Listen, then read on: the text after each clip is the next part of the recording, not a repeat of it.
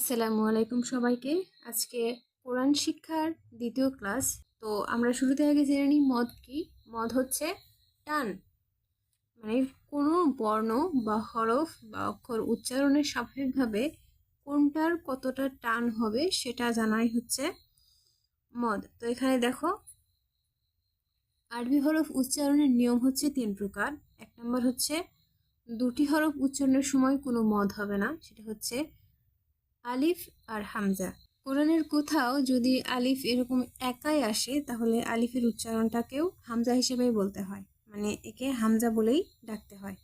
এ তো হামজা আমরা সবাই জানি।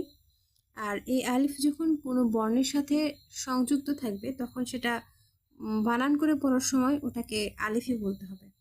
আর 2 নম্বর হচ্ছে 12টি হরফ উচ্চারণের সময় এক আলিফ মদ হবে। সেই 12টি হরফ কি কি?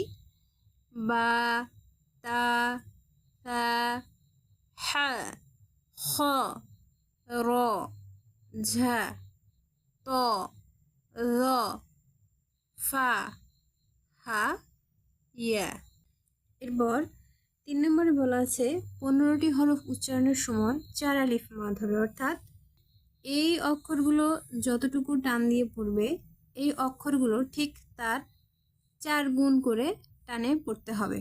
তো আমরা যদি পড়ি, দেখো এটা হচ্ছে জিম, দাল, রাল, সিন, শিন, صاد, ضاد, عين, غين, قاف, কাফ, লাম, মিম, নুন, ওয়াও।